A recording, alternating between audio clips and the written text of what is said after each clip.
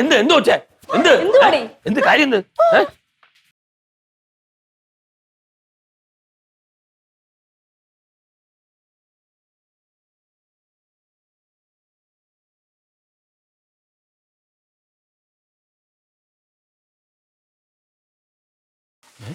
നമസ്കാരം. ആരും അതിരുവിട്ട് അമ്പരക്കേണ്ട കാര്യമില്ല. ചില കാര്യങ്ങൾ മനസ്സിനെ മതിച്ചതുകൊണ്ട് അതിൻ്റെ മന്ത്രണം എൻ്റെ ഉൾക്കാമ്പിൽ കൊണ്ടു, അത്രയേ ഉള്ളൂ. അണ്ണൻ എന്തോ കോപ്രായ കാണാ പറയണം. കോപ്രായമല്ല മകനെ, ഇത് എൻ്റെ ഒരു പുതിയ ജീവിത പന്ഥാവ് വെട്ടിത്തുറന്നതിൻ്റെ ഒരു തുടക്കം മാത്രം. നീ അങ്ങോട്ട് ഇട്ടുകൊണ്ട് പോയ ഡ്രസ് ഇതല്ലേ? ജറൂർ നഹി മാമ.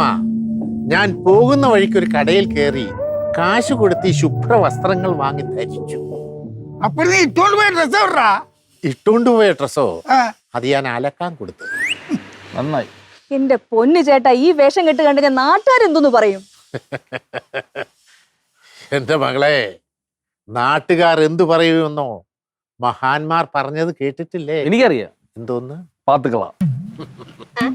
അതല്ല മകനെ, പിന്നെ മഹാന്മാർ പറഞ്ഞിട്ടുണ്ട്, ആദ്യം അവർ നിങ്ങളെ അവഗണിക്കും, പിന്നീട് പുച്ഛിക്കും, പിന്നീട് ശാരീരികമായി ആക്രമിച്ചെന്നും വരാം. അവസാനം മാത്രമേ അവർ നിങ്ങളെ അംഗീകരിക്കൂ. കറക്റ്റ് ആയിട്ടുള്ള കാര്യമാണ് അണ്ണൻ പറഞ്ഞത്.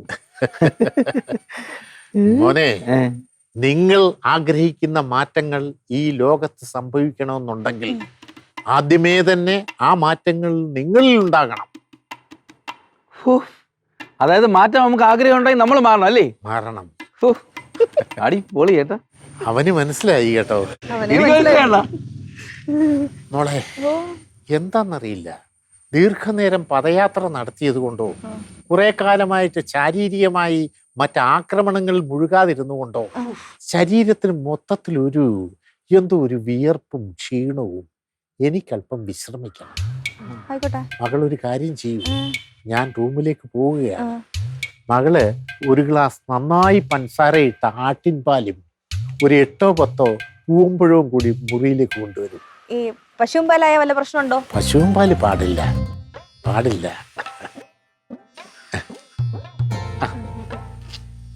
അപ്പൊ പോകട്ടെ. അണ്ണ പോവല്ലണ്ണ. എന്താ? എനിക്കൊരു കാര്യം അറിയാനുണ്ട്. കൊള്ളാം, പറയൂ. അണ്ണൻ സേവിച്ച ഐറ്റം ഏതായിരുന്നു? കൊള്ളാത്.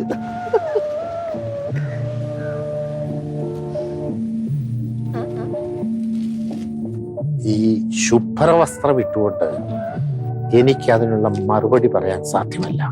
അതുകൊണ്ട് ഞാൻ പോകുന്നു. അറിയൂ, 1945 में. വേണ്ട മണി വേണ്ട. മതിയോ? അവനാണോ കറി? മണിക്കൂട്ടിനെ വിളിച്ചാ നീ? ഞാൻ കുറച്ച് നേരമായി വിളിച്ചിട്ട് ഇപ്പൊ വരാന്നാണ് പറഞ്ഞ എന്റെ അടുത്ത്.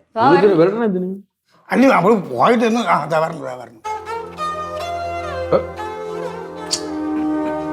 വാ ചേട്ടാ.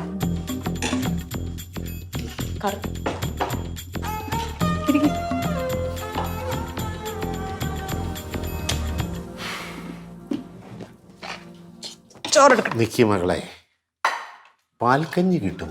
പാൽക്കഞ്ഞിയാ? പെട്ടെന്നൊക്കെ ചോദിച്ചാ എവിടെ കൊണ്ടുവരാൻ? പാൽക്കഞ്ഞി മതിയായിരുന്നു. എടുക്കട്ടെ അണ്ണ.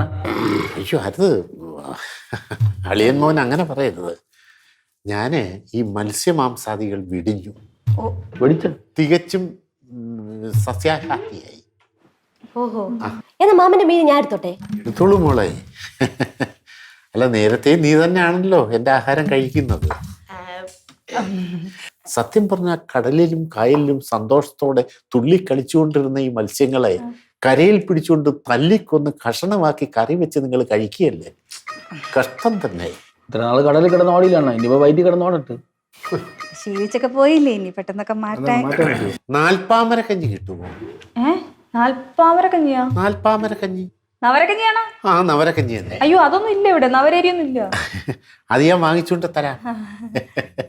നവരക്കഞ്ഞി നാളെ മുതൽ ഒരു 4 ലിറ്റർ. 4 ലിറ്റർ? അത് മതി.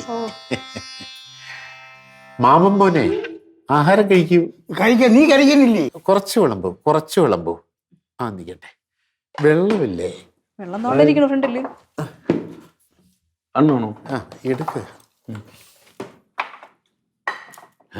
അയ്യോ, അത് വെള്ളത്തെ ഊറ്റിയല്ലേ എടുത്തത്? എന്തോന്നു? പപ്പടം ഉണ്ടാവുമല്ലോ, ഒരെണ്ണം. എന്തോ നെയ്യമ്മോണ്?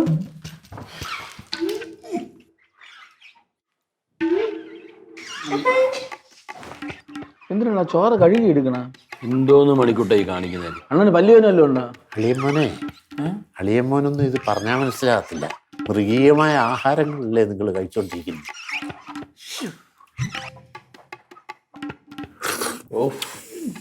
ഞാൻ പോണേ കേട്ടത്. എന്താ മകനെ? ഞാൻ പോണ്. മകനെ ഇങ്ങനെ ആഹാരം പാഴാക്കരുത്. എന്താണ് അവൻ കാണിച്ചത്? അവന് ദേഷ്യം വന്നതൊക്കെ കാണിച്ചു കൂട്ടിയപ്പോ. ലക്ഷക്കണക്കിന് പേര് ആഹാരമില്ലാതെ മരിക്കുന്ന ഈ രാജ്യത്ത് ആഹാരം ഇത്രയും വേസ്റ്റ് ആക്കുക എന്ന് പറഞ്ഞാൽ, മകളെ പിങ്കി, നീ ഇത് കഴിച്ചോണം. ഞാൻ എടുക്കാം.